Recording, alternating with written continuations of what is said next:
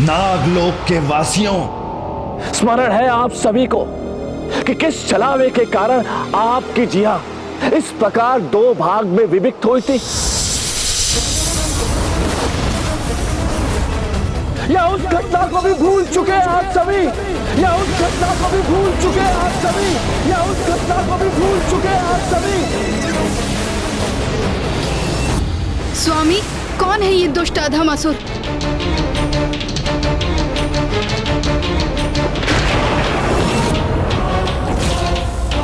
यह असुर जीवित यहाँ कैसे प्रवेश कर गया? मेरे सेनापति ने इसे कैसे प्रवेश करने दिया? कौन है ये दुष्ट असुर और किस प्रयोजन से आया है यहाँ? नागों के शुभ चिंतक आपको स्मरण दिलाएंगे कि किस प्रकार देवताओं ने आपके साथ दुष्टता की।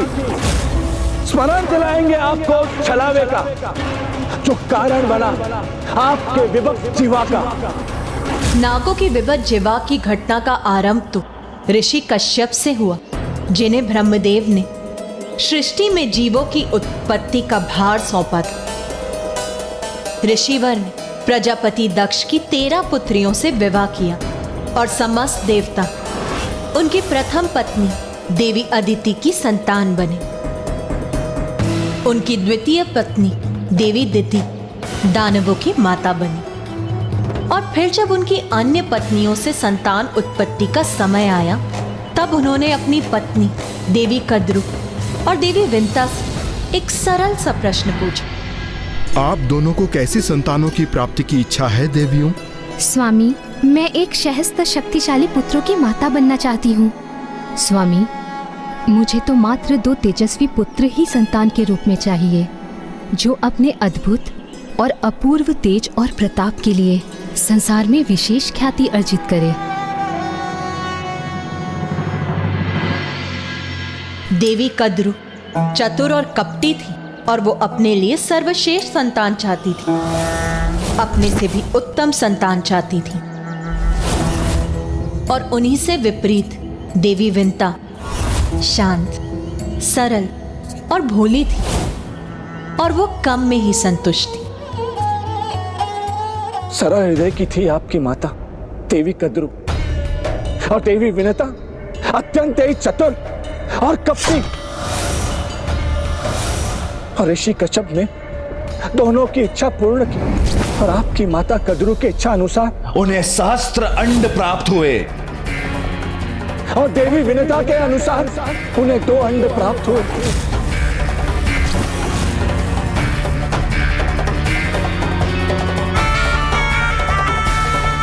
देवी कद्रु के शास्त्र अंड यथाशीघ्र ही संतान उत्पन्न करने लगे और इसी प्रकार जन्म हुआ शक्तिशाली नागों का।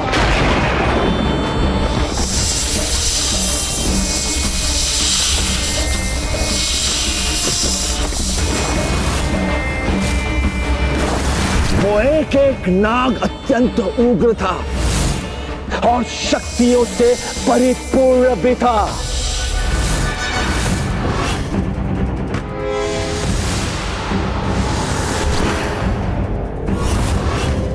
प्रतीत होता है मेरी पत्नी देवी नाग लक्ष्मी पर भी इन मायावी तरंगों का प्रभाव हो रहा है। मुझे किसी प्रकार इसके प्रभाव को रोकना होगा। किंतु देवी विनता कहाँ शांत बैठने वाली थी। उन्होंने समस्त नागों से अत्यंत ही शक्तिशाली और बलशाली संतानों की कामना की थी, किंतु दुर्भाग्यवश नागों के जन्मों के उपरांत भी उनके अंड में कोई भी गति उत्पन्न नहीं हुई।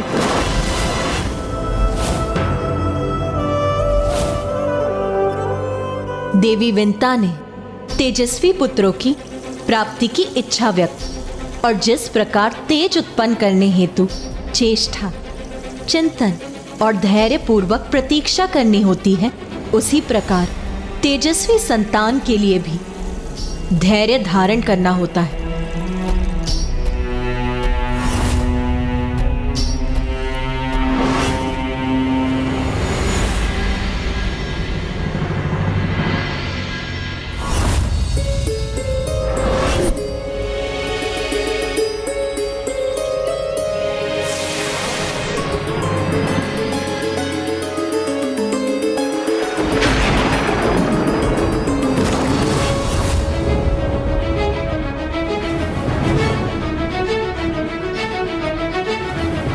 जब प्रतीक्षा करते करते बहुत समय बीत गया तो माँ का मन नहीं माना और वो चिंतित हो उठी। और फिर एक समय ऐसा भी आया जब उनके धैर्य का बांध टूट गया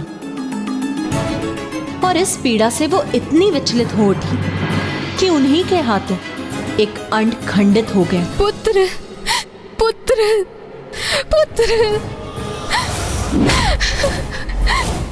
पुत्र, पुत्र।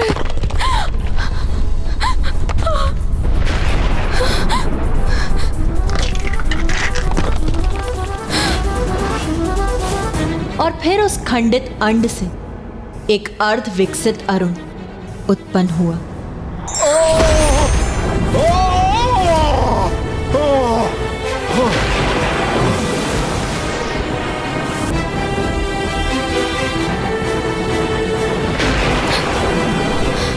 समय से पूर्व खंडित होने के कारण उससे उत्पन्न होने वाले देवी विंता के पुत्र अरुण के पंख अर्ध विकसित ही रह गए।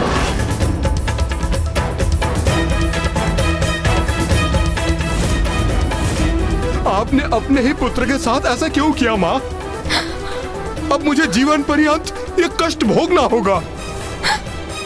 अर्धविकसित पंख लेकर संपूर्ण जीवन व्यतीत करना होगा। मुझे क्षमा कर दो पुत्र, मैं गहन चिंता में डूब गई थी। मुझे और देवी कद्रू को एक साथ आशीर्वाद मिला था, किंतु उनके तो सहस्त्र अंड उनके पुत्रों को बहुत समय पूर्व ही जन्म दे चुके थे, किंतु मेरे अंड अभी भी उसी अवस्था में थे। इसीलिए धीरज खोकर मैं ये भूल कर बैठी। मुझे लगा कि उस अंड के आवरण के कठोर हो जाने के कारण तुम उससे बाहर निकलने में असमर्थ हो रहे हो। आपको अपना संयम खोने की अपनी इस भूल का दंड भुगतना होगा। आपको माता कद्रू की दास बनकर रहना होगा।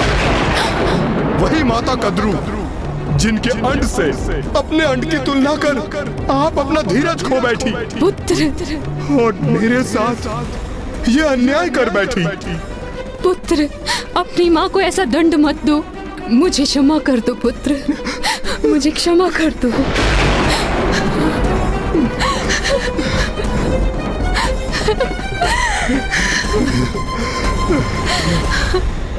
जो शाप मैं दे चुका हूं उसे तो मैं कभी परिवर्तित नहीं कर सकता, किंतु हाँ, यदि आप अब धीरज का परिचय देंगी तो आपका दूसरा अंड एक ऐसे शक्तिशाली अस्तित्व को जन्म देगा जो आपको दासता से मुक्त कराएगा।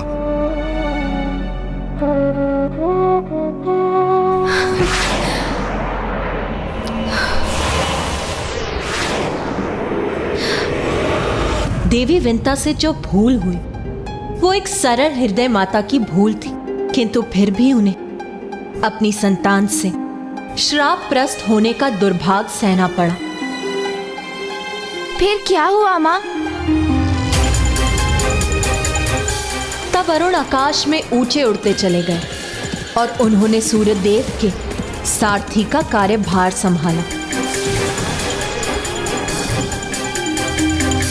अपने स्वयं के ही पुत्र ने जिसे दंडित किया। हम आपसे कह रहे हैं, तनिक विचार कीजिए, वो स्त्री, वो देवी विनता कितनी कठोर और कितनी कपटी हो सकती है।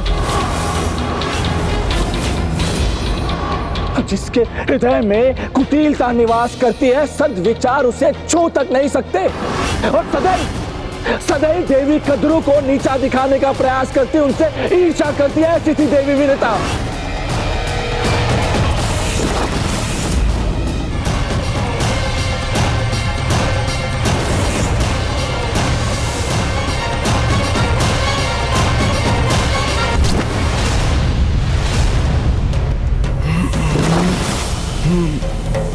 ये कैसा प्रभाव है इस मायावी असुर की माया का? मैं भी उससे प्रभावित होता जा रहा हूं। उससे अपनी रक्षा कैसे करूं मैं?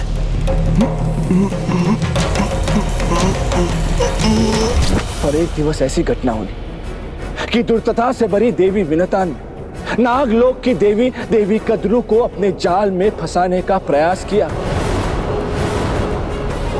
किंतु वो कहते हैं ना जो कपटी होता है वो अपने चाल की जाल में स्वयं फंस जाता है। और दुर्भाग्यवश देवी विनता के साथ भी उस दिवस यही हुआ। वे स्वयं अपने चाल के जाल में उलझ गईं।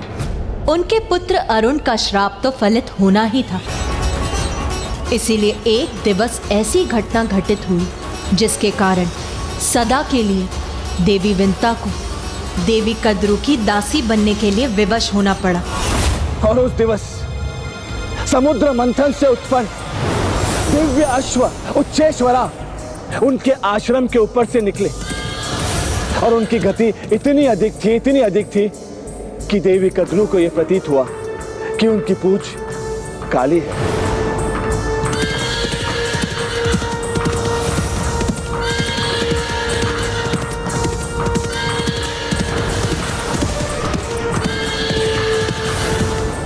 किंतु देवी विनता सदैव नाग माता देवी कद्रू का अपमान करने के लिए तत्पर रहती थी। और जब उन्हें ज्ञात हुआ कि नाग माता को इस बात पर विश्वास है कि दिव्य अश्व की पूंछ काली है, तो इसमें भी उन्होंने अपने कपट का परिचय दिया और उन्होंने देवी कद्रू की सरलता का लाभ उठाकर उनसे इस अवस्था पर निश्चित कर दांव लगा दिया। देवी कद्रू का दुराग्रह था कि उच्चे शवा की पूंछ काली थी, किंतु देवी विनता ने बड़ी सरलता और विनम्रता से ये सत्य उन्हें बताने का प्रयास किया कि उनका कथन अनुचित है। किंतु दंभ और अहंकार से प्रभावित देवी कद्रू को स्वयं पर अत्यधिक विश्वास था, तो उन्होंने देवी विनता को चुनौती दे दी और इसी को लेकर उनसे दांव भी लगा लिया। उचित है फिर जब वो दिव्य अश्व उच्चेश्वा कल इस मार्ग से लौटेंगे तो हमें अपनी बात का परिणाम प्राप्त हो जाएगा।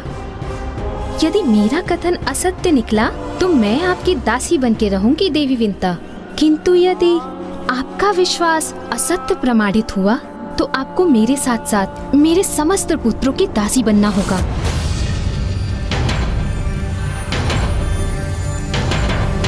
अरे क्या हुआ, इतना ही विश्वास है अपने ऊपर? उचित है फिर आप मुझे इतना बाध्य कर रही हैं तो मैं ये अवस्था स्वीकार करती हूँ।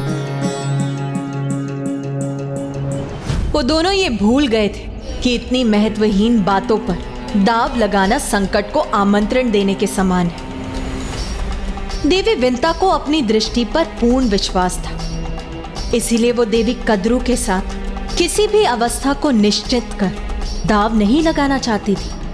किंतु देवी कद्रू अपने अहंकार के कारण अपनी भूल स्वीकार नहीं करना चाहती थी, और जब देवी विनता सत्य कथन पर स्थित रही तो उन्हें उसका बहुत बड़ा मूल्य भी चुकाना पड़ा, क्योंकि जब देवी कद्रू ने इस बात की चर्चा अपने पुत्रों से की, नाग माता देवी कद्रू के संतानों ने जब इस घटना का श्रवण किया तो उन्हें ज्ञात हुआ कि किस प्रकार देवी विनता ने उनकी माता देवी कद्रू के साथ छल किया है और उन्हें एक ऐसे अनुचित अवस्था पर दाव रखने के लिए विवश कर लिया जिसका परिणाम अनंत काल के लिए उनके अपमान का कारण बन सकता था। तो वो देवी विनता के कपट का विचार कर चकित ही रह गए।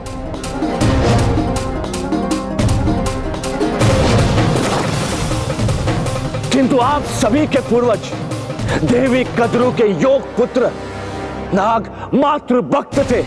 उनके माता के साथ कोई कपट करे यह उन्हें असहनीय था। वो ये कभी नहीं देख सकते थे कि उनकी माता देवी विनता की दासी बनने पर विवश हो जाए। इसीलिए अपने माता के प्रति निष्ठावान पुत्रों ने उनकी रक्षा करने का प्रण लिया और एक योजना निर्माण की।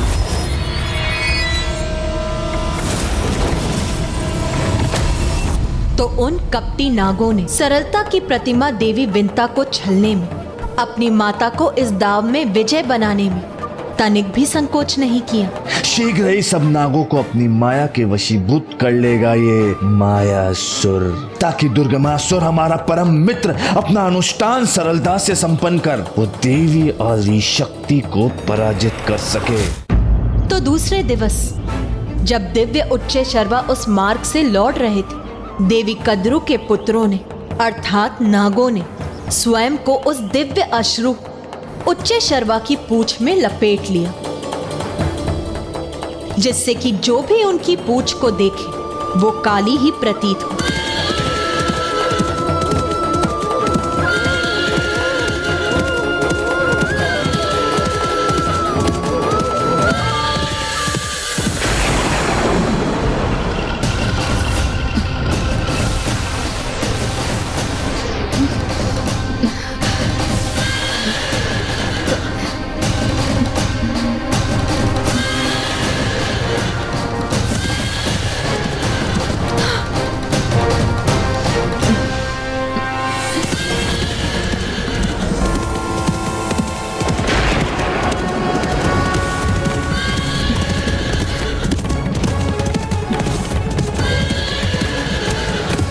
अरे, इन श्वेत दिव्य अश्व की पूंछ एक ही दिवस के अंतराल में काली कैसे हो गई?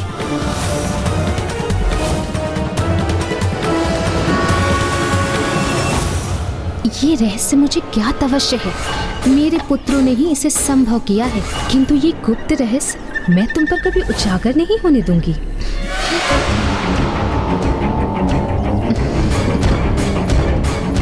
अपनी माता को प्रसन्न करने हेतु नागों ने निसंकोच अपने माता के आदेश का पालन किया, जिसके परिणाम स्वरूप निर्दोष देवी विंता देवी कद्रू और उनकी संतानों की सेविका बनने के लिए विवश हो गई और ऐसा अनेक वर्षों तक स्थिर रहा।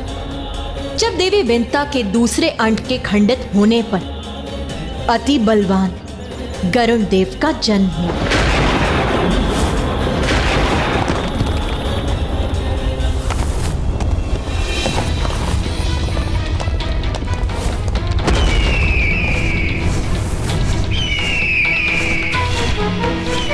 जन्म पाते ही स्वाभाविक रूप से गरुण देव अपनी माता को ढूंढने के लिए गए, किंतु उन्होंने जो देखा उसके कष्ट से वो स्तब्ध रह गए।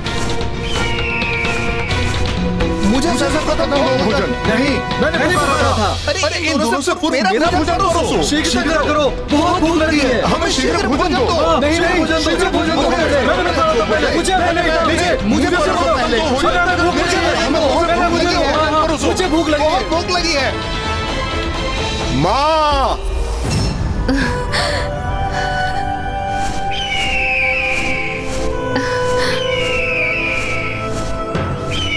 पुत्र, फिर क्या हुआ माँ? एक पुत्र अपनी माँ को ऐसी अवस्था में कैसे देख सकता है? ये गरुड़ देव के लिए तो असहनीय रहा होगा ना माँ? हाँ माँ, कोई भी पुत्र ये कैसे स्वीकार कर सकता है? हाँ पुत्र, गरुण देव भी नागों के इस व्यवहार से अत्यंत क्रोधित थे। इसीलिए वो उसी क्षण अपनी माता को नागों की दास्ता से मुक्त कराने हेतु तत्पर होकर नाग माता देवी कद्रू के समक्ष प्रस्तुत हो गए।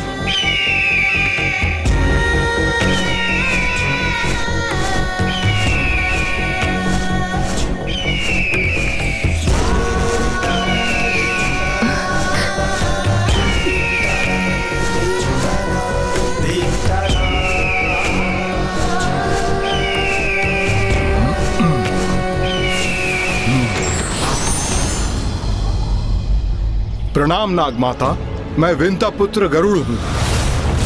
मेरी माता को आपकी दास्ता से मुक्त कराने के लिए आप क्या चाहती हैं?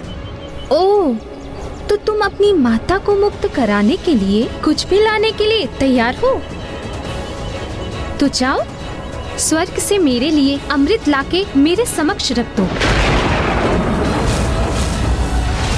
और मैं तुम्हें वचन देती हूँ, मैं तुम्हारी माता को मुक्त कर दूंगी। फिर क्या हुआ माँ? आगे बताइए ना।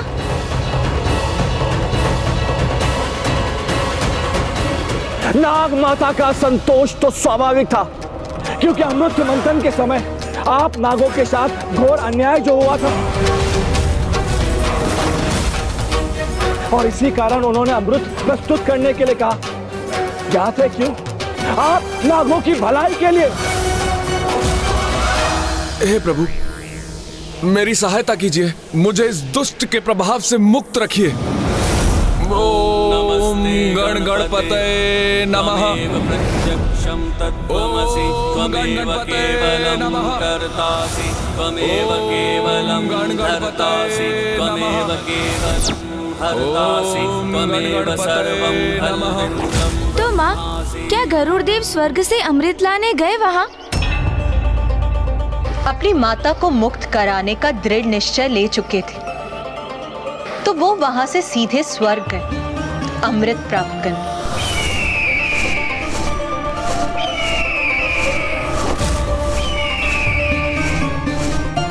तो उन्हें सभी देवताओं ने रोकने का प्रयास किया और सर्वप्रथम अग्निदेव आगे बढ़े और अग्नि अस्त्रों की वर्षा की उन पर। फिर वरुण देव ने जलास्त्रों का प्रयोग किया।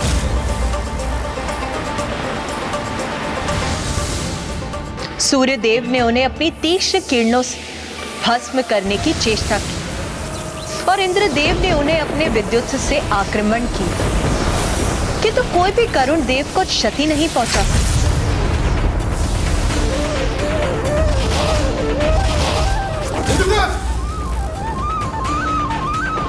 देवगण, मैं यहाँ आपसे युद्ध करने नहीं आया, मैं तो अमृत प्राप्त करने आया हूँ, और स्वयं अपने लिए नहीं, अपितु अपनी माता को दास्ता से मुक्त कराने के लिए। इसलिए मेरे मार्ग में बाधा मत बनिए, क्योंकि जो भी माँ की सेवा में बाधा उत्पन्न करेगा, उसे उसका भयंकर परिणाम का सामना करना होगा। तो क्या इसके परिणाम स्वरूप महान योद्धा गरुड़ देव और शक्तिशाली देवताओं के मध्य युद्ध भी हुआ? पुत्र, ये तो एक अतीत की बीती हुई कथा है, किंतु मुझे चिंता इस बात की है कि दुष्ट दुर्गमासुर और मायासुर के कारण अब एक विकराल संकट उत्पन्न होने की अपनी चरम सीमा तक पहुंच चुका है। जब कोई देवगण, मैं यहाँ आपसे युद्ध करने नहीं आया, मैं तो अमृत प्राप्त करने आया हूँ, और स्वयं अपने लिए नहीं, अपितु अपनी माता को दास्ता से मुक्त कराने के लिए। इसलिए मेरे मार्ग में बाधा मत बनिए, क्योंकि जो भी माँ की सेवा में बाधा उत्पन्न करेगा, उसे उसका भयंकर परिणाम का सामना करना होगा। तो क्या इसके परिणाम स्वरूप महान योद्धा गरुड़ देव और शक्तिशाली देवताओं के मध्य युद्ध भी हुआ?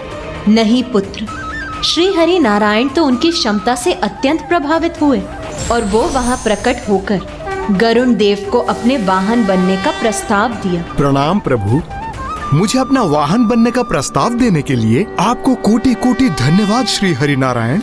मुझे तो इस दायित्व को निभाने में अत्यंत हर्ष का अनुभव होगा, किंतु अभी मुझे अपनी माता को मुक्त कराना है, जिन्होंने मेरे जन्म के लिए सहस्त्र वर्ष प्रतीक्षा की है।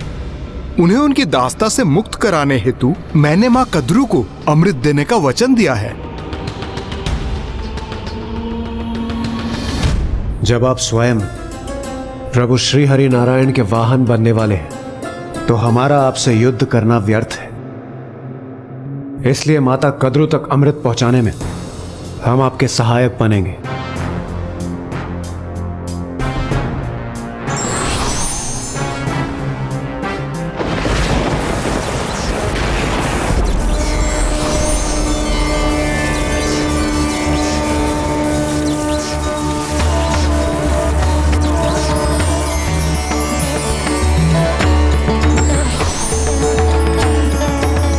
किंतु गरुड़देव, यदि ये अमृत नागों के हाथों में पड़ा तो सृष्टि का उचित चक्र अपने स्थान पर स्थिर नहीं रहेगा। आप अपने वचन अनुसार जैसे ही देवी कद्रू को अमृत प्रदान करेंगे और वो देवी विंता को मुक्त कर देंगी, मैं उसी समय उनसे पुनः अमृत प्राप्त कर लूंगा। और इस कार्य को पूर्ण करने के लिए मुझे अपने साथ चलने की अनुमति आपको देनी होगी। किंतु क्या ये नागों के साथ अन्याय नहीं होगा? अमृत पाने के तो वो भी अधिकारी हैं। नागों को इससे वंचित रखकर उन्हें छलना क्या अनुचित नहीं होगा श्री हरि नारायण? यदि आप ऐसा समझते हैं तो ये आपकी सहृदयता है, किंतु नागों को अमृत न देने का एक कारण है, क्योंकि उनमें अत्यधिक विष का वास होता है। इसलिए उन पर विश्वास करना कठिन है कि अमृत प्राप्त करने के पश्चात वो सृष्टि को किस प्रकार आतंकित करेंगे। कदाचित उनके प्रभाव से न केवल मनुष्य जाति अपितु अन्य जीवों का भी विनाश होगा। सृष्टि में असंतुलन उत्पन्न हो जाएगा। इसलिए नाग अमृत पान करने के योग्य नहीं है। इसलिए संसार को व्यर्थ के संकटों से सुरक्षित रखने हेतु हम ऐसा करने के लिए बाध्य हैं। फिर तो आपका कहना उचित है श्री हरि नारायण एवं इंद्रदेव।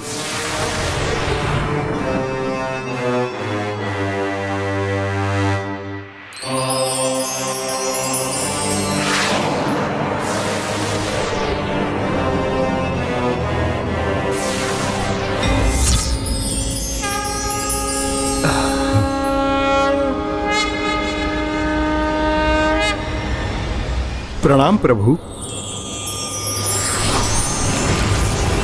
फिर देव विनीता के पुत्र गरुड़ देव अमृत तो लेकर आए, किंतु उसके साथ छिपा लाए उस छलिए देवराज इंद्र को। चाहते आप लोगों को क्यों?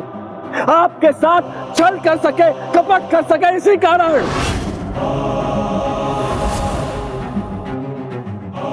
अब ये पूर्ण रूप से हमारे प्रभाव में आ रहे हैं। सफल हो रही हमारी योजना। शीघ्र अति शीघ्र ही अब हम इन समस्त नागों को माया के वशीभूत कर जड़ कर देंगे, ताकि ये नाग दुर्गमासुर के अनुष्ठान में एक कवच का कार्य कर सके। और फिर गरुड़ देव नागलोक पहुंचे और नाग माता देवी कद्रू के समक्ष अमृत कलश प्रस्तुत किया और सदैव के लिए अपनी माता को उनके दास्तां से मुक्त करा दिया। आज से तुम हम नागों की दास्ता से मुक्त हो। पुत्र।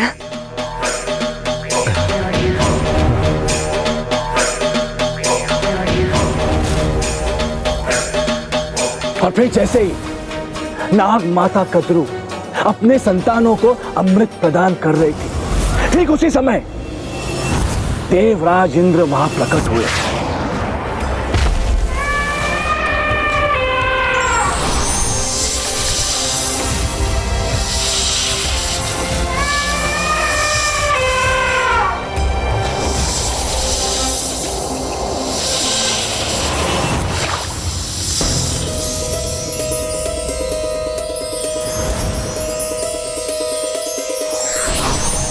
इन छल की हुई बूंदों का जितना लाभ उठा सकते हो उठा लो। अमृत की बूंदों को पीने के लिए जब नाग संघर्ष करने लगे तो खड़क के समान तीक्ष्ण धार से युक्त उन घासों के कारण ही उनकी जिह्वा दो भागों में विभक्त हो गई। इसीलिए नाग देवराज इंद्र और अन्य देवताओं को अपने दो भागों में विभक्त जिह्वा के लिए दोषी मानते हैं।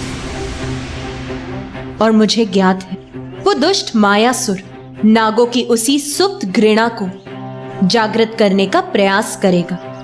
और जब किसी के मन में द्वेष की ऐसी भावना जागृत होती है तब उसका हृदय, उसकी बुद्धि दोनों विषाक्त हो जाती है। और अमृत के उन कुछ बूंदों से दुर्वा धूप तो पवित्र हो गई, किंतु आप सभी को अमृत प्राप्त नहीं हुआ।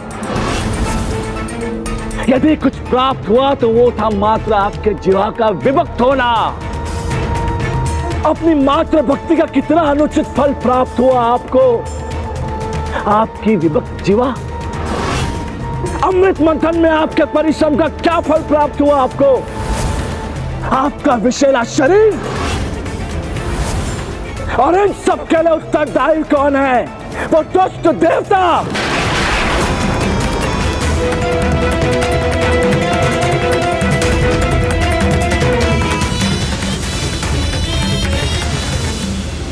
ओम गण गणपतये नमः। ओम गण गणपतये नमः। ओम। उचित ही तो कह रहा है वो असुर। देवताओं ने हमसे इतना बड़ा छल किया और फिर भी हम सदा देवताओं का ही साथ देते हैं। अब समय आ गया है कि अब हमें देवताओं के विरुद्ध असुरों का साथ देना चाहिए। ये आप क्या कह रही हैं देवी? अपने विवेक को जागृत कीजिए। आज ही तो भ्रमजाल से मुक्त हुई हूँ मैं। आज ही मेरा विवेक जागृत हुआ है। उचित अनुचित का भेद कर पा रही हूँ मैं। भ्रमित तो वो असुर कर रहा है आपको और नागलोक के अन्य वासियों को।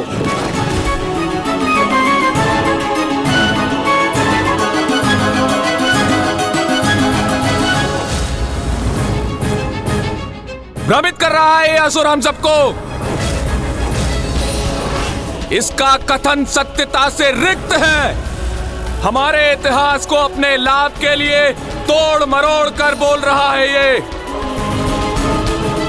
सागर मंथन के समय हमें अमृत नहीं विष दिया गया था, क्योंकि नागों के पास अन्य जीवों की तरह भूख प्यास मिटाने के लिए हाथ पैर नहीं होते। इसलिए हम स्वयं को विष से सुरक्षित रखते हैं और छल नाग माता के साथ नहीं, अपितु उनके द्वारा विंता माता के साथ हुआ था। महादेव ने मात्र एक आभूषण समझकर नहीं, अपितु सम्मान देने के लिए हमें कंठ पर स्थान दिया है। श्री हरि नारायण ने हीन समझकर नहीं, अपितु इस योग्य समझकर अपनी शैया बनाया है। इतना बड़ा सम्मान दिया है हम नागों को उन्होंने, इतना बड़ा सम्मान दिया है हम नागों को उन्होंने।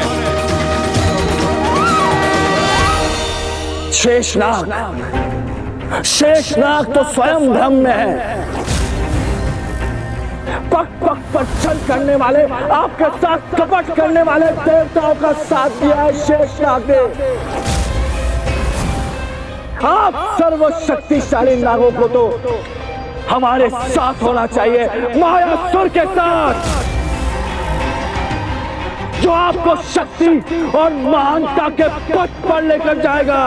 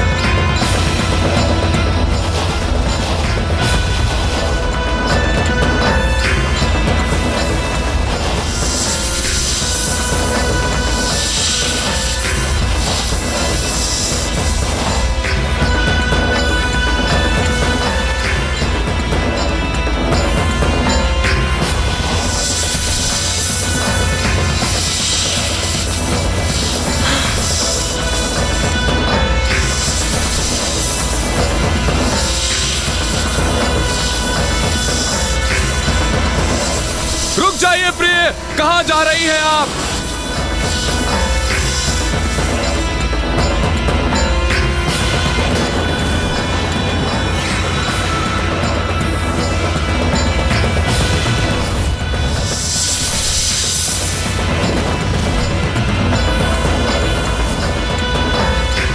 प्रिय, रुक जाओ प्रिय, रुक जाओ, रुक जाओ प्रिय।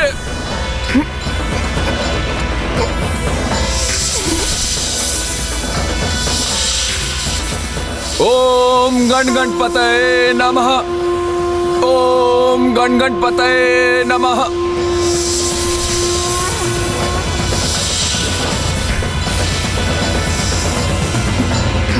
रुक जाओ प्रिय, ऐसा अनर्थ मत करो। उसके किसी भी कथन पर विश्वास मत करो। रुक जाओ प्रिय, रुक जाओ।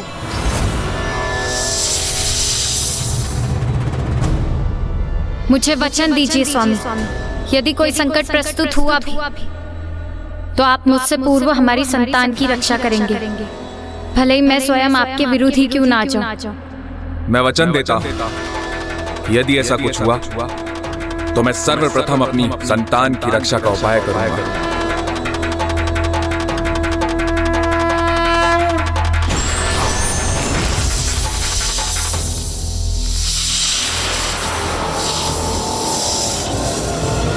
यदि ये उस दुष्ट की कुटिल योजना है तो हम अभी जाकर नागों की रक्षा करेंगे। नहीं पुत्र, नागों की रक्षा तो एकमात्र गणेश ही कर सकता है, और ये दायित्व तो पुत्र गणेश को ही संभालना होगा।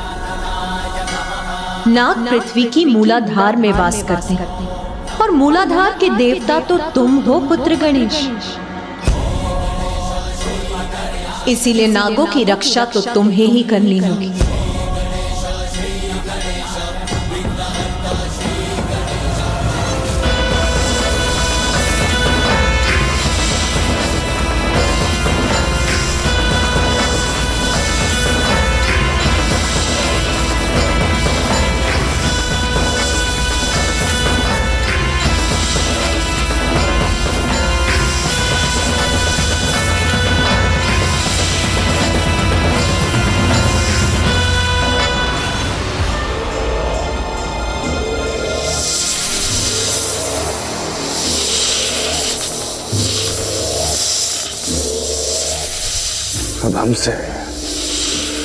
हमसे इन नागों की रक्षा कोई भी नहीं कर पाएगा, कोई भी नहीं।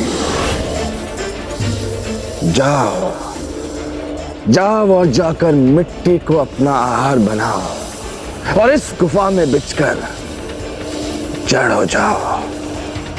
जाओ।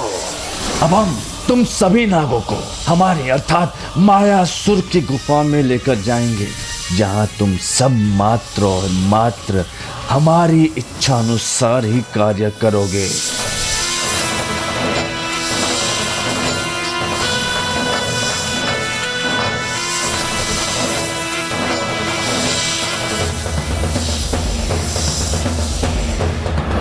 जय मां, जय जय तामसिक माता।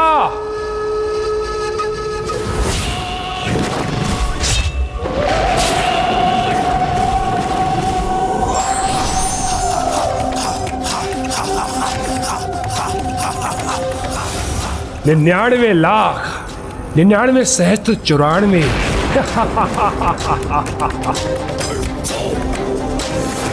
अनुष्ठान की गणना अब कोठी तक पहुंचने वाली है। अब तक न कोई बांधा न विघ्न, और इस देवी आदि शक्ति को पराजित करने के लिए 94 करोड़ बार के अनुष्ठान को पूर्ण करके ही रहेगा ये दुर्गमासुर।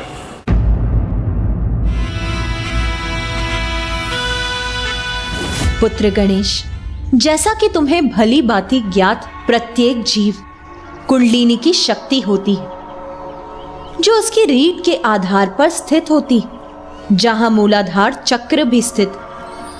सुप्त कुंडलिनी शक्ति मूलाधार चक्र में मिट्टी खाकर पड़े सुप्त जड़ सर्प के समान स्थित रहती है।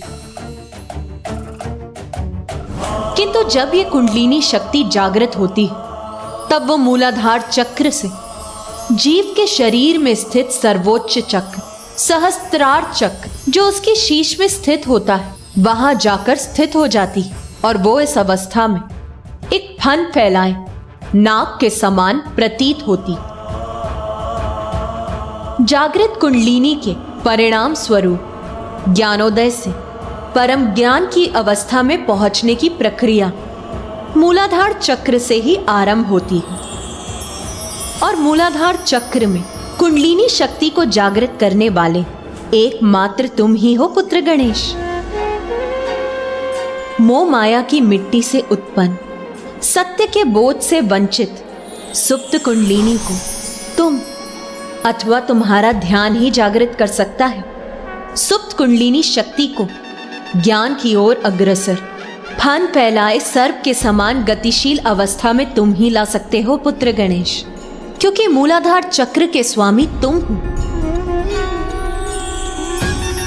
जीव का तो स्वभाव ही है जन्म धारण करते ही मोह माया में उलझ जाना। मिथ्या माया की मिट्टी को जब उसका अस्तित्व अपना आहार बनाता है, तब उसका मूलाधार चक्र उसकी वास्तविक ऊर्जा जड़ हो जाती है। मायावी शक्ति का स्वामी मायासुर नागों के साथ भी कुछ ऐसा ही कर रहा होगा। जिस प्रकार जीव के शरीर में मूलाधार चक्र कुंडलिनी के नीचे स्थित होता है, उसी प्रकार संसार का मूलाधार नागलोक में ही स्थित। इसीलिए मूलाधार अधिपति प्रथम पूज्य गणेश, तुम ही जाकर नागों को इस माया से मुक्त करो, अन्यथा बहुत देर हो जाएगी। क्योंकि यदि दुर्गमासुर नागों को अपना कवच बनाकर स्वयं को सुरक्षित रखकर अपना अनुष्ठान पूर्ण करने में सफल हो गया, तो फिर उसे युद्ध में पराजित करना बहुत कठिन होगा पुत्र।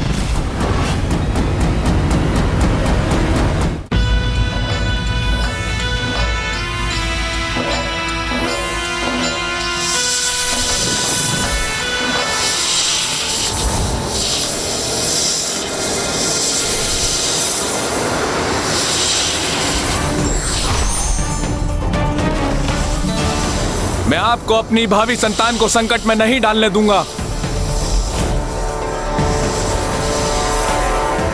तो फिर मुझे रोकने का प्रयास करके देख लीजिए नागलोक के अधिपति शेषनाग जी।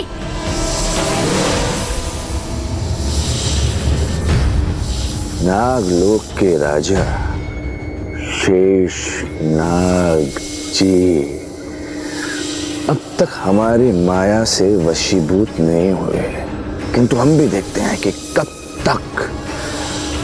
तक शेष नाग अपने आप को हमारे माया के प्रभाव से बचा सकता है।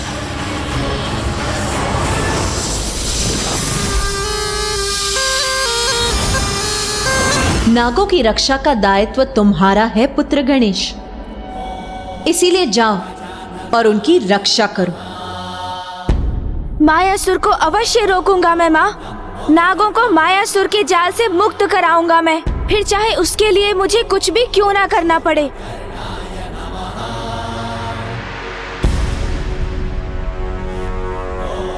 मुझे आशीष दीजिए माँ कि मैं सफलतापूर्वक अपना कर्तव्य निभाकर लौटूं।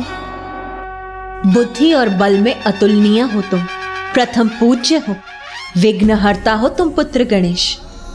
इसीलिए अपनी सूझबूझ से उस असुर के माया जाल को खंडित कर उन नागों की रक्षा करो। जाओ पुत्र।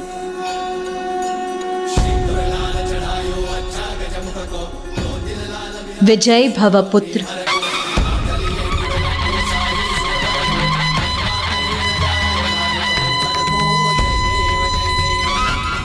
अनुज गणेश, जाओ विजयी होकर लौटो।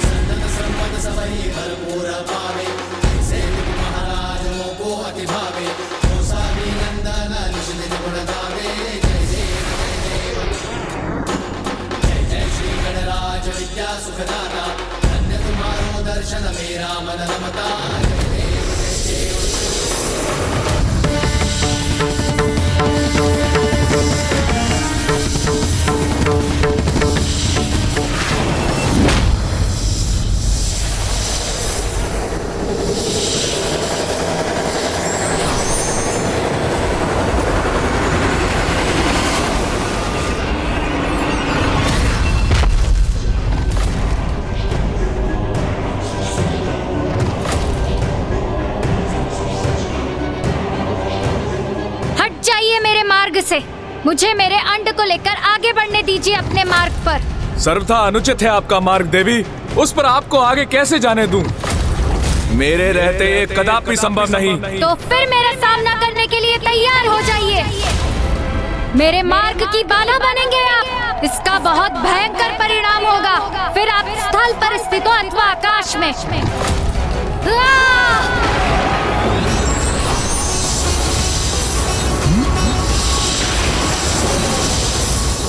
समस्त नाग और उनकी नाग रानी तो हमारे मायासुर के वश में आ चुकी हैं। अब मात्र एक बार उस शेष नाग को भी हम अपने वश में कर लें, उसके पश्चात सफल हो जाएगा दुर्गमासुर का अनुष्ठान और पराजित होगी वो आदि देवी शक्ति भी। हमारी बात मानिए प्रिय।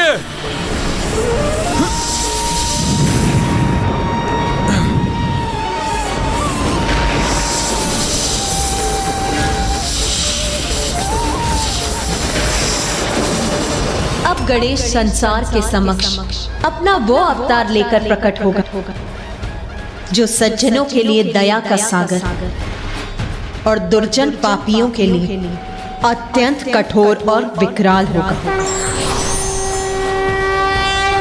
एक नवीन अवतार, एक नवीन रूप धारण करेगा गणेश। हट जाइए मेरे मार्ग से शेषनाग। मुझे मेरे अंड को लेकर आगे बढ़ने दीजिए अपने मार्ग पर। मेरे रहते ये कदापि संभव नहीं। तो फिर मेरा सामना करने के लिए तैयार हो जाइए।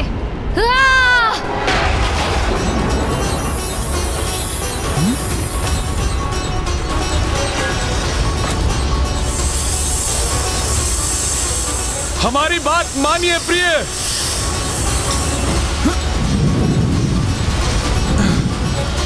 उत्तम, अति उत्तम, अद्भुत, अति अद्भुत। कितना आनंददायी दृश्य है ये। नागलोक का राजा शेष नाग और उनकी पत्नी के मध्य युद्ध, घमासान युद्ध, और ये मात्र हमारे मायासुर की माया के कारण ही संभव था।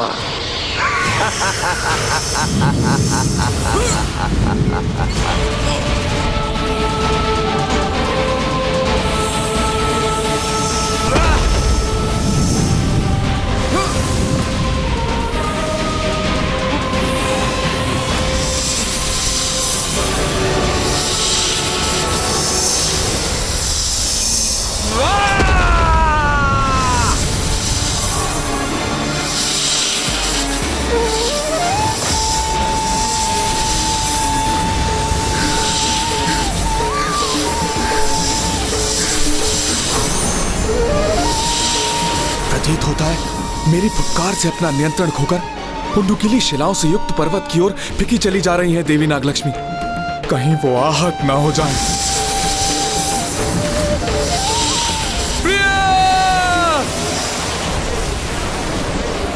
मुझे नागों की सहायता के लिए शीघ्र वहां पहुंचना चाहिए।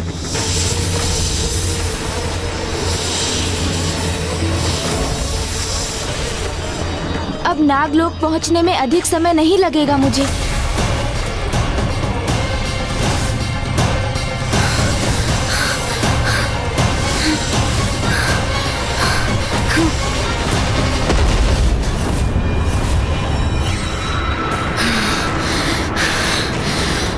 देवी नागलक्ष्मी स्वयं को नियंत्रित करने में सफल हो गई, अन्यथा वो अनर्थ हो जाता जिसके लिए मैं स्वयं को कभी क्षमा नहीं कर पाता।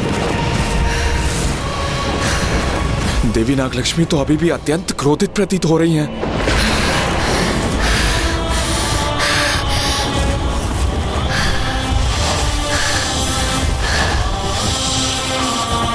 प्रिय, मुझसे युद्ध करने की इच्छा को नहीं, अभी तो पुनः अपने विवेक को जागृत कर लौटिए यहाँ। आपसे युद्ध करने के लिए मुझे बाध्य मत कीजिए देवी। मूषक जी, हमारा गंतव्य स्थान नागलोक तो पृथ्वी के मूलाधार अर्थात उसके महातल में स्थित है, जो क्रमशः अतल लोक, वितल लोक, सुतल लोक और फिर अंततः तलातल लोक को पार करने के उपरांत स्थित है। वही नागों का निवास स्थान है मूषक जी।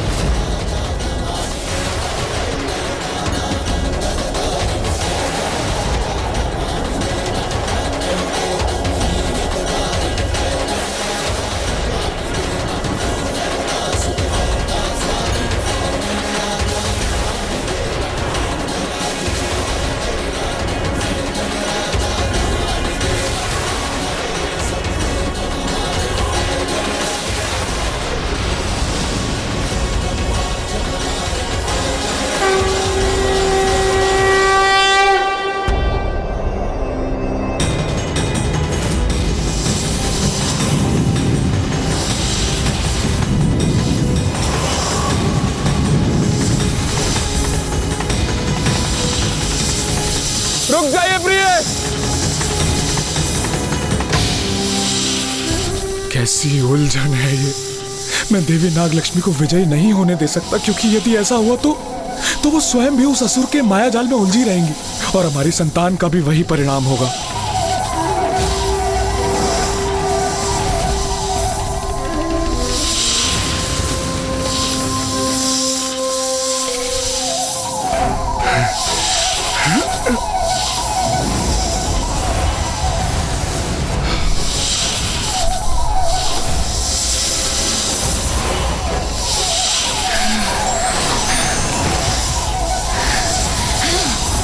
रुक जाओ प्रिय।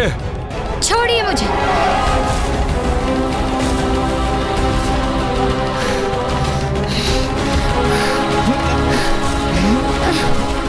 छोड़िए मुझे, मुक्त कीजिए। प्रिय, अपने विवेक को जागृत कीजिए, जागृत कीजिए अपने विवेक को। छोड़िए मुझे। मुक्त होइए आप उसके माया जाल से प्रिय। लौट आइए, पुनः मेरे पास आ जाइए।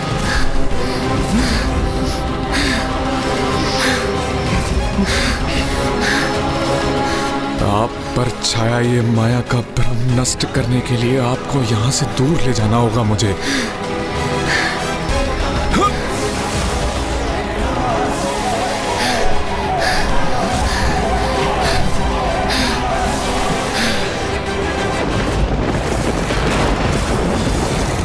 नाग लोक के राजा शेषनाग हमसे चतुराई करने का प्रयास कर रहे हैं। अपनी पत्नी को मायासुर के माया के प्रभाव के क्षेत्र से दूर लेकर जाना चाहते हैं। हाँ, किंतु स्मरण रहे, मायासुर की माया से बचना कठिन ही नहीं, असंभव है, असंभव।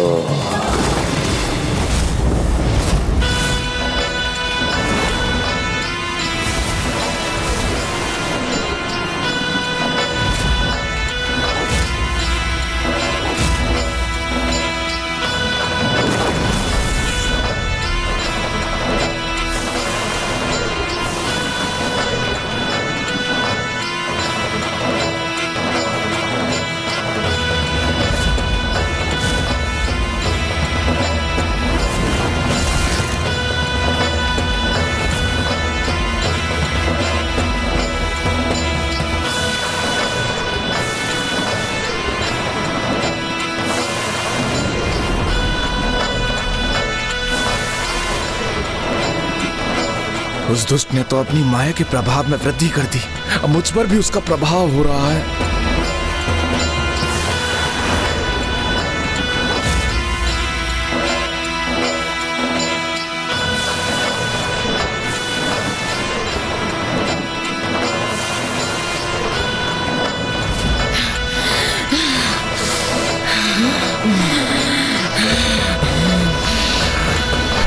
इनकी जकड़ तो क्षण पड़ गई है, यही उचित अवसर है अपने समस्त बल का प्रयोग कर इस चक्कर से मुक्त होने का।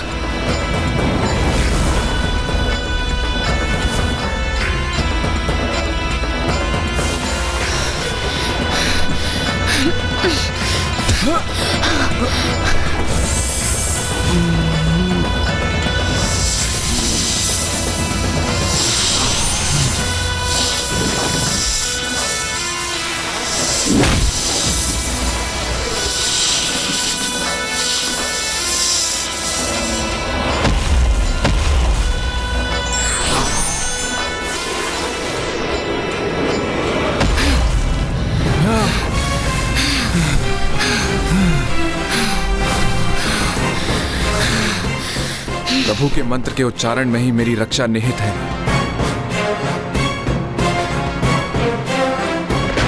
ओम गण गणपतये नमः। ओम गण गणपतये नमः।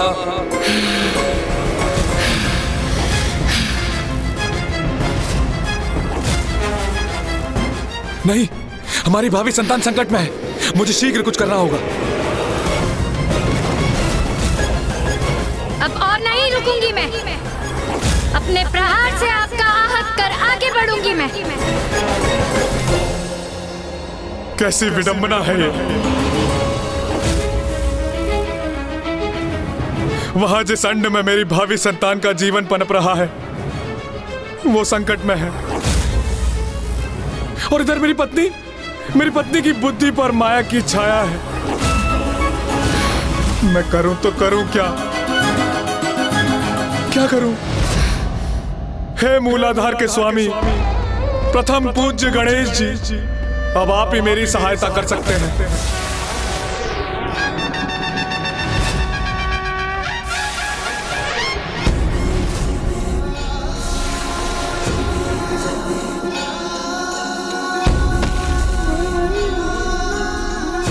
यहाँ तो कोई भी नहीं है। कहाँ गए नागलोक के समस्त निवासी? मुझे यहाँ पहुँचने में विलंब हो गया मूषक जी। माँ ने जिसके प्रति सावधान किया था हमें, वो घटित हो गया। वो दुष्ट मायासुर अपनी माया का जाल बुनकर नागों को भ्रमित कर दुर्गमासुर की रक्षा हेतु उन्हें अपने साथ ले गया है।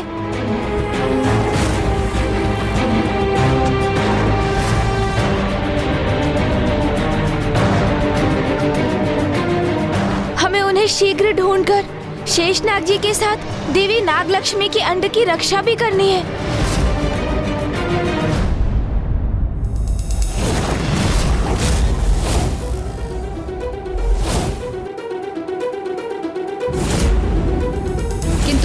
वचन दीजिए स्वामी, यदि कोई संकट प्रस्तुत हुआ भी तो आप मुझसे पूर्व हमारी संतान की रक्षा करेंगे।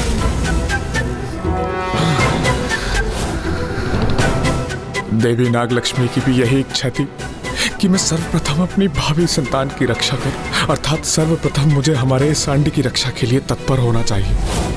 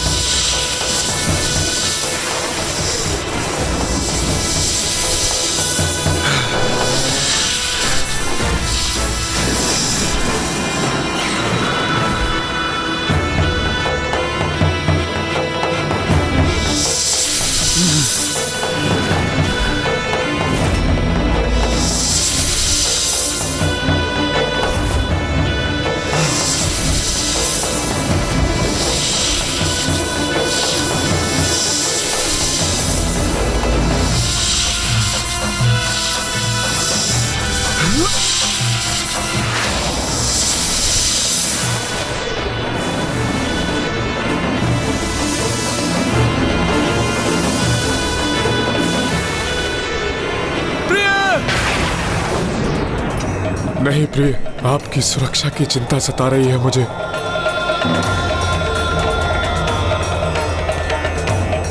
सर्वप्रथम मेरी अपनी संतान की रक्षा सुनिश्चित करना अनिवार्य है, फिर मैं आपको यहां से सुरक्षित ले जाने के लिए भी लौटूंगा।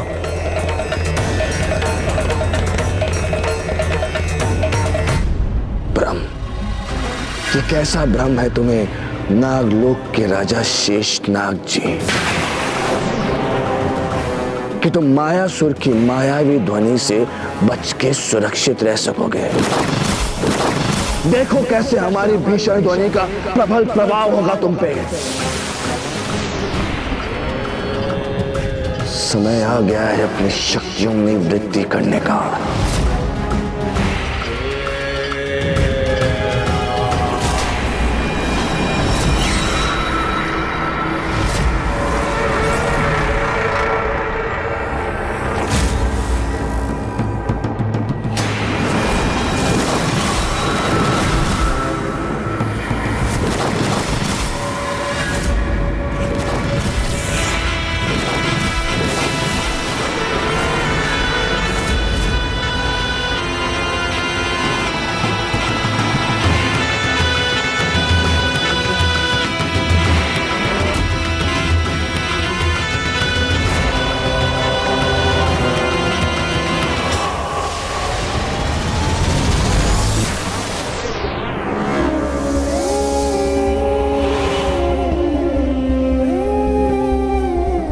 कैसा अनर्थ हो गया ये, सभी नाग प्रभावित हो गए इस दुष्ट की माया से।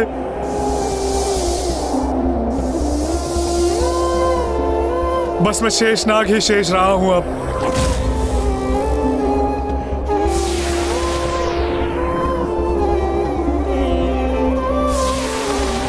अब तो आप ही हमारा संकट दूर कर सकते हैं प्रभु।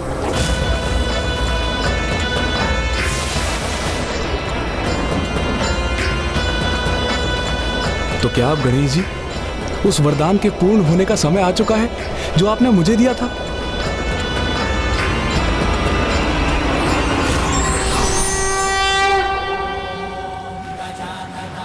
प्रणाम प्रथम पूज्य गणेश जी। प्रणाम शेषनाग जी। प्रभु, आप तेजस्वी हैं, बुद्धि और चतुराई में श्रेष्ठतम हैं आप। अपनी असंख्य लीलाओं से आपने अनेकों बार इस सृष्टि की रक्षा की है और संसार को उन लीलाओं का साक्षी बनने का सौभाग्य प्रदान किया है प्रभु। शेषनाग जी, आप मेरी लीलाओं का उल्लेख अकारण तो नहीं कर रहे हैं, इसलिए कहिए आप मुझसे चाहते क्या हैं?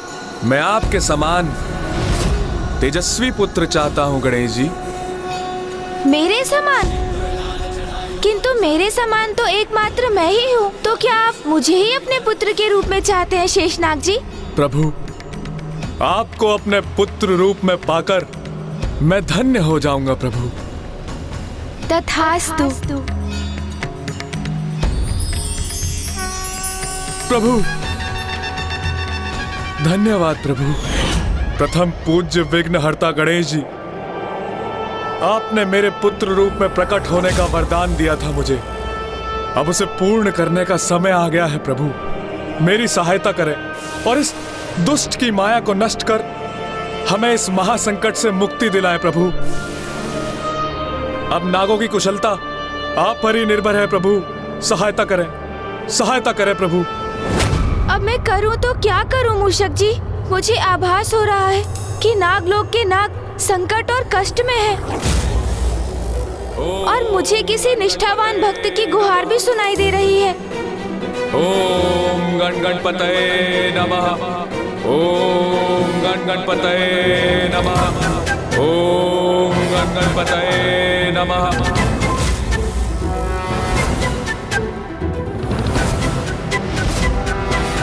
हृदय की पुकार तो सदा उचित दिशा निर्देश देती है हमें, इसलिए हमें सदैव उस पर ध्यान देना चाहिए और उसके ही अनुसार कर्म करने चाहिए। इस समय मेरे हृदय में शेषनाग जी के स्वर में मेरा आवाहन मंत्र गूंज रहा है, अर्थात वही मुझसे सहायता करने की प्रार्थना और गुहार कर रहे हैं। ओम गण गणपतये नमः। ओम गण गणपतये नमः। शीघ्रता कीजिए मूषक जी, चलिए। ओम गण गणपतये नमः। ओम गण गणपतये नमः। ओम गण गणपतये नमः।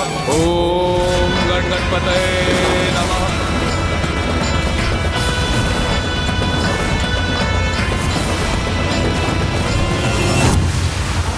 शेषनाग जी का स्वर तो इस दिशा से आ रहा है, अर्थात मुझे इसी ओर बढ़ना चाहिए।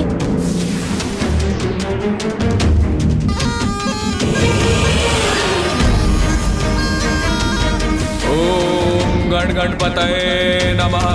ओम गण गणपतये नमः। ओम गण गणपतये नमः। ओम गण गणपतये नमः। ओम गण गणपतये नमः।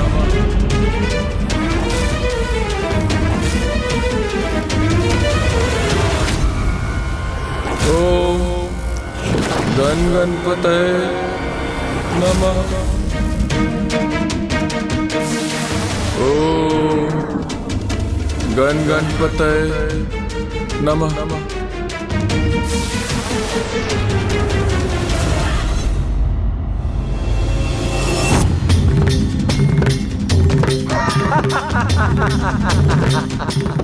कहा था ना हमने शेषनाग कि हमारी माया से तुम्हारी रक्षा कोई नहीं कर पाएगा, कोई भी नहीं।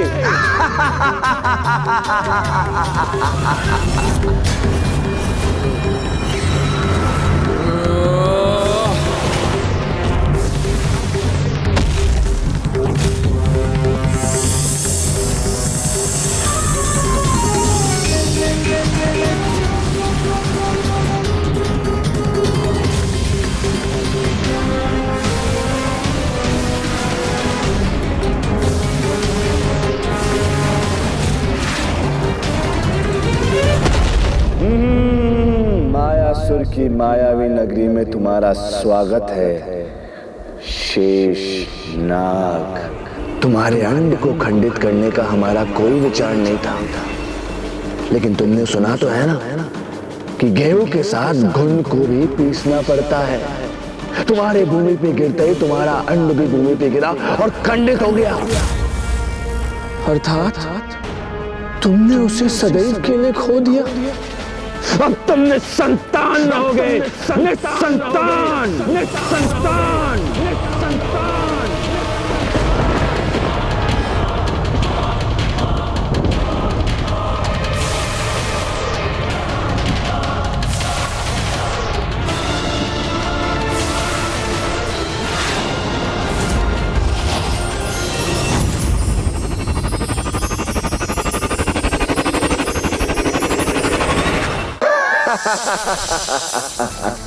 तुम्हारे अंड ने खंडित होकर मिट्टी का स्वाद ले ही लिया और अब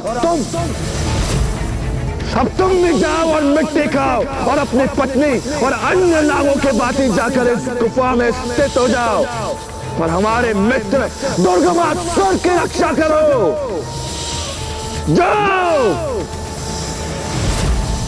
नागलोक के राजा शेष नाग हमारे वशीभूत हो गए, मायासुर के माया के प्रभाव में आ गए।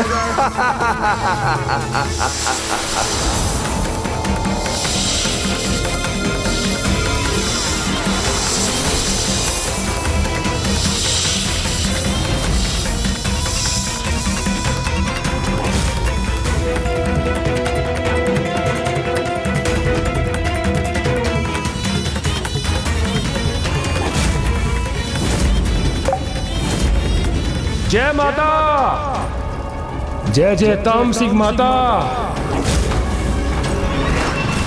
दुर्गमासुर हमारे परम मित्र, संसार के समस्त नाग जड़ अवस्था में तुम्हारे समक्ष तुम्हारी रक्षा के लिए उपस्थित हैं।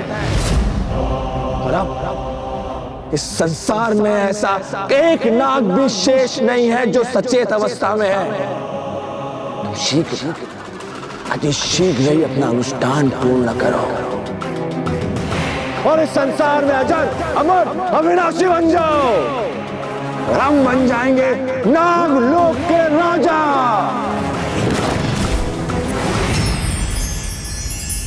प्रथम पूज्य विघ्नहर्ता गणेश जी, आपने मेरे पुत्र रूप में प्रकट होने का वरदान दिया था मुझे।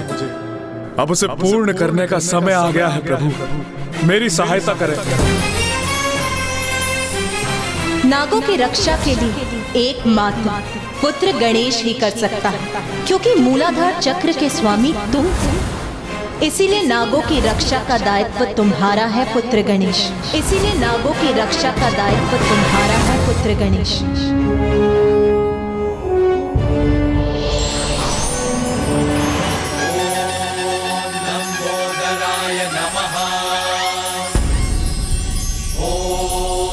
एकदन्ताय नमः।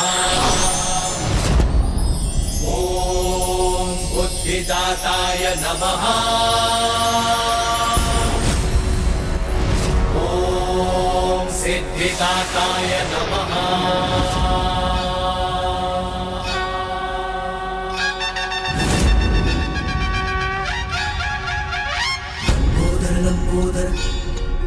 क्या हुआ नाग?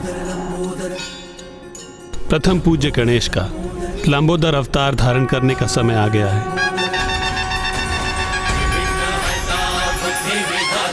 जय जय गजानन हे सिद्धिदाता, लंबोदर लंबोदर। और विद्या के तुम ही हो दाता, है ज्ञान भंडार तुम में समाता। प्रेम से जाप प्रभु का है गाता, मोह माया से है सदा पार पाता।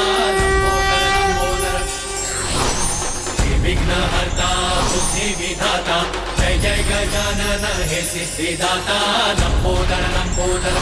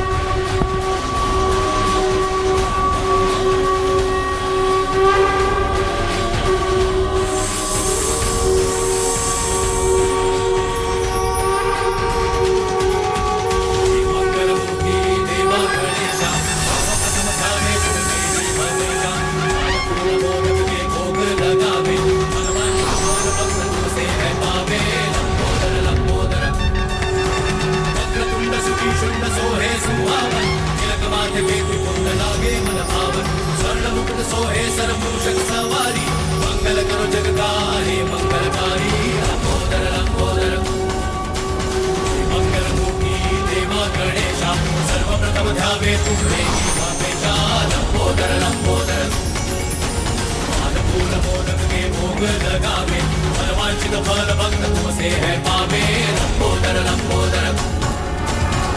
वक्रतुंड सुखी शुंड सोहे सुहावन तिलक माथे पे त्रिपुंड लागे वर भावन लंबोदर लंबोदर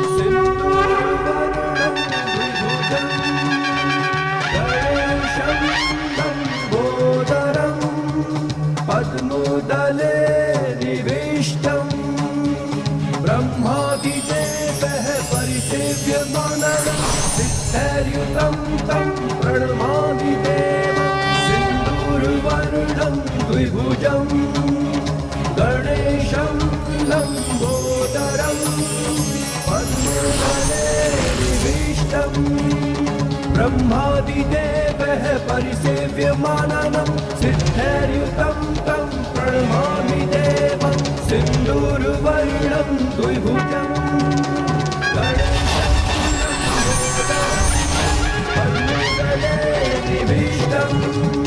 ब्रह्मादिदेवः परिसेव्यमाननं सिद्धैर्युतं तं प्रणमामि इस संसार के सभी जीवों के जन्म के समय उसकी कुंडलिनी शक्ति और चक्र शुभ अवस्था में होते हैं, किंतु प्रथम पूज्य गणेश के लंबोदर अवतार में उनकी कुंडलिनी शक्ति और समस्त चक्र पूर्व से ही जागृत और सक्रिय हैं। यही तो उद्देश्य है गणेश के लंबोदर गणेश अवतार का।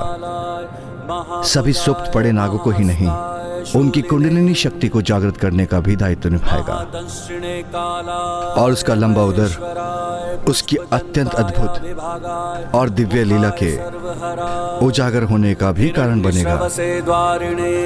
भीमाय भीम पराक्रमाय ओम नमो शेषनाग जी, आपको दिए वरदान के अनुसार अवतार ले चुका हूँ मैं। अब मैं वहाँ शीघ्र पहुँचकर आपको और अन्य नागों को मायासुर की माया से मुक्त कराऊंगा। आपको और अन्य नागों को मायासुर की माया से मुक्त कराऊंगा। ये कैसा अनिष्टकारी आभास हुआ हमें, जैसा किसी ने हमारे विनाश की घोषणा की हो।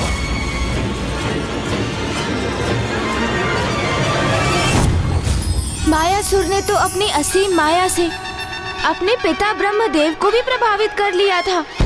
उसकी माया को पराजित करने के लिए मुझे प्रस्थान करने से पूर्व प्रभु श्री महागणपति जी का अभिनंदन कर उनका आशीष प्राप्त करना चाहिए। वही मुझे इस कठिन कार्य में सफलता प्रदान करवाने में सहायक बनेंगे।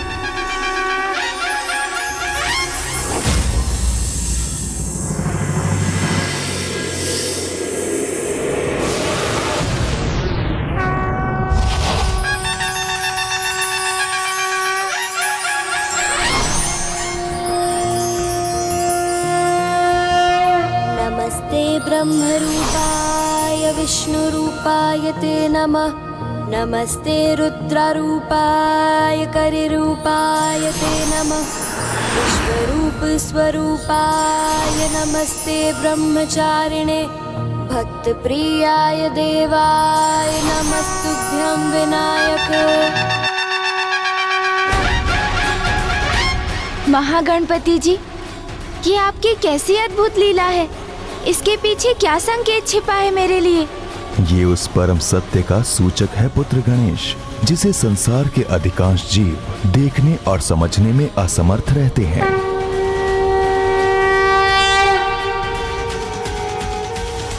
ब्रह्मांड के कण कण में मेरा ही वास है और सभी में मेरा अंश व्याप्त है।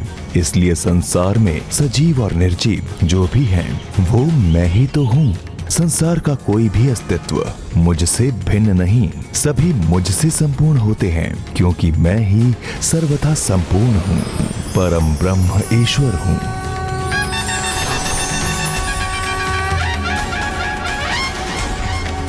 ईश्वर के साथ सभी की एकात्मकता का यह गूढ़ रहस्य समझने में असमर्थ है वो मायावी मूर्ख मायासुर, क्योंकि वो तो स्वयं को ईश्वर से अन्य जीवों से पृथक मानता है, इसलिए उन्हें कष्ट पहुंचाने के लिए उन पर अपनी तुच्छ माया का प्रयोग कर उन्हें अकारण कष्ट देने का पाप करता है।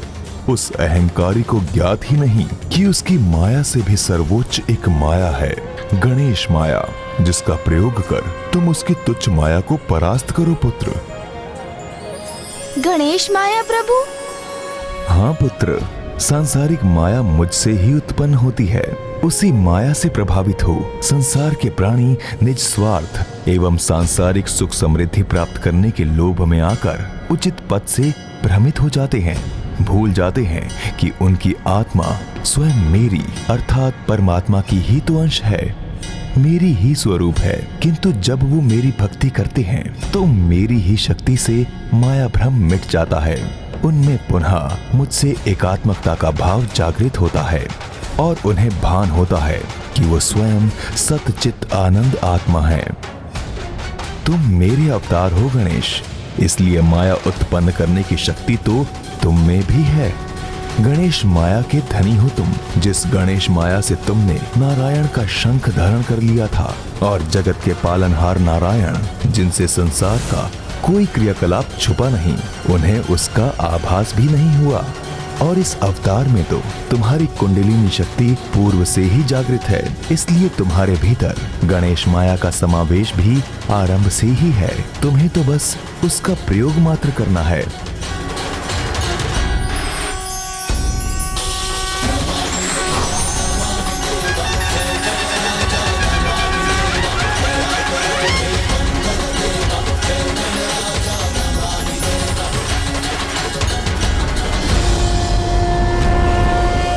यही गणेश माया है, अब इसका उचित उपयोग कर सृष्टि की रक्षा करो।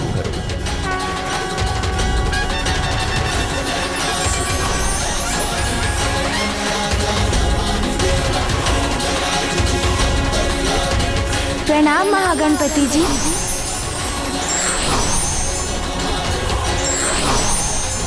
अपनी माया का बहुत प्रयोग कर लिया तुमने मायासुर, किंतु अब तुम्हें गणेश माया का अनुभव करना होगा।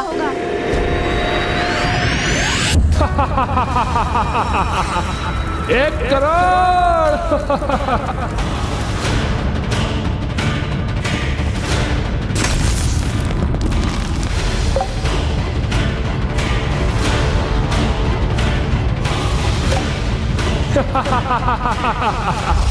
जय माता, जय जय तामसिंह माता। मेरे अनुष्ठान का लाभ हो रहा है, मुझे वृद्धि हो रही है मेरी शक्ति में, अब कोई नहीं रोक सकता मुझे। जय जय माता, जय जय तामसिंह माता।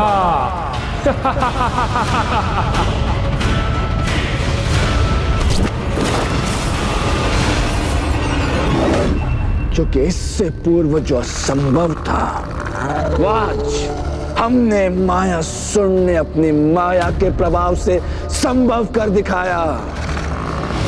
संसार के समस्त नागों को हमने अपनी माया से जड़ कर दिया। जड़ बुद्धि अज्ञानी असुर ये नहीं समझते कि जब भी किसी ने अहंकार के मद ऊंची उड़ान भरने का भ्रम पाला है, तो उस भ्रम के पर कटते ही वो विनाश के उतने ही गहरे गर्भ में जा गिरा है। संसार में इसके अनेकों उदाहरण उपलब्ध, फिर भी ये मूलमती ये समझने में असमर्थ है कि बल के आधार पर अन्याय करने वालों का अंत करने हेतु कोई उनसे भी अधिक बलशाली अवश्य प्रकट होता है। और ये भी सत्य है कि जब भी कोई दुष्ट अति करता है तो उसके संहार में अधिक समय नहीं लगता। अर्थात अब अनुज गणेश अपने लंबोदर अवतार में शीघ्र ही धर्म और न्याय की शक्ति बन दुष्टता का विनाश करने वाला है।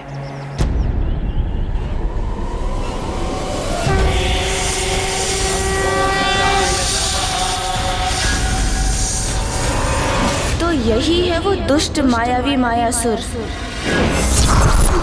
तुम्हारा मित्र मायासुर तुम्हें अपने लक्ष्य से विचलित नहीं होने देगा। मित्र, तुम निश्चिंत हो जाओ और निश्चिंत होकर अपना अनुष्ठान पूर्ण करो और बन जाओ संसार के सर्वशक्तिशाली असुर।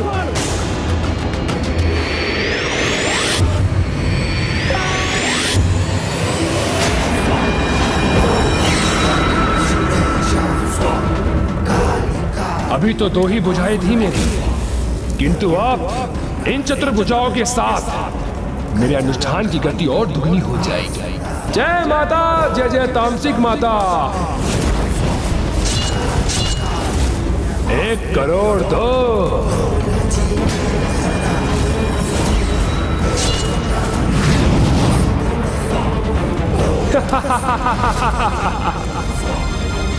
एक करोड़ 3।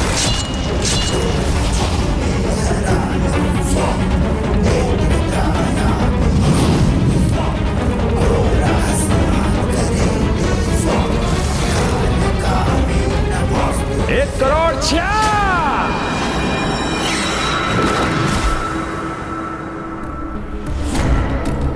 उत्तम, अति उत्तम।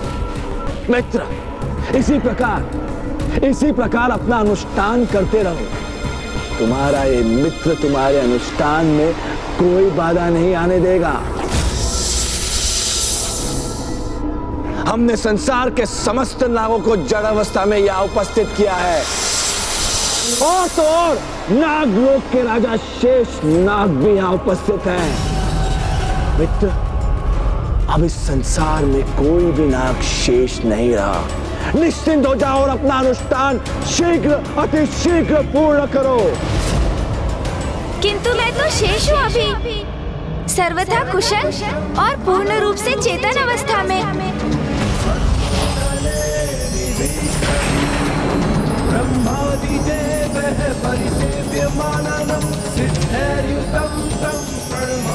ये किसका स्वर है?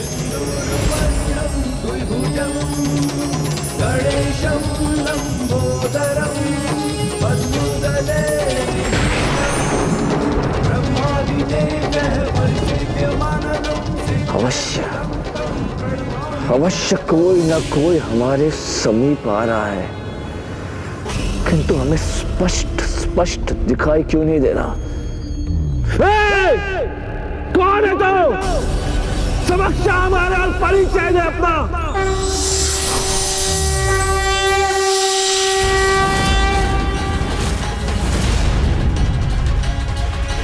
अरे, आपने मुझे नहीं पहचाना? मैं तो एक छोटा सा नाग हूँ। देखिए देखिए।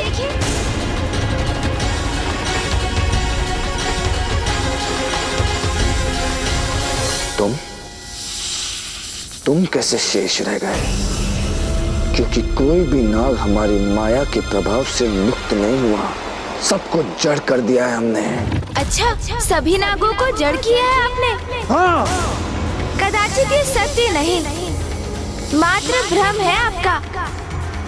किंतु आपकी माया से मुक्त मैं ही नहीं, मेरे साथ मेरे अन्य सहयोगी भी शेष हैं अभी। कहाँ है तुम्हारा सहयोगी नाग? बताओ हमें, कहाँ है तुम्हारा सहयोगी नाग? अरे, उनसे भेंट करने के लिए आप इतने अधीर क्यों हो रहे हैं? तनिक धैर्य तो रखिए, मुझे अपनी चुटकी की ध्वनि तो करने दीजिए।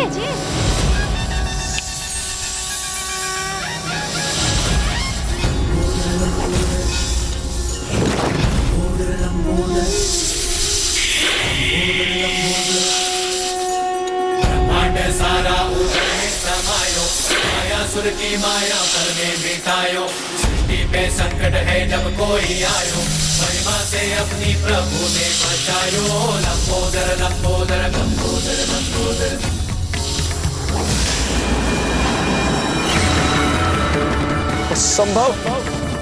असंभव है ये। इतने सारे नाग कैसे शेष आ गए? असंभव। ये तो है ही, किंतु एक और नाग भी शेष है अभी, जिसे देखकर आप चकित रह जाएंगे।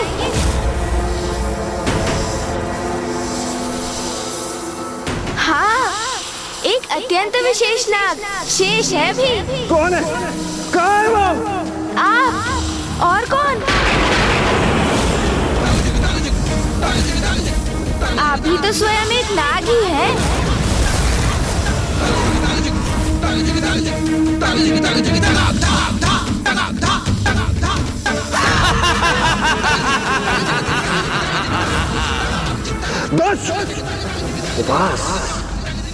उपवास कर रहा है हमारे साथ, हाँ? मायासुर के साथ। वह कहां से हम नाग प्रतीत हो रहे हैं? हम असुर हैं, असुर, मायावी असुर, अत्यंत ही शक्तिशाली और मायावी मायासुर। ध्यान से देखो हमें, ध्यान से, ऊपर से लेके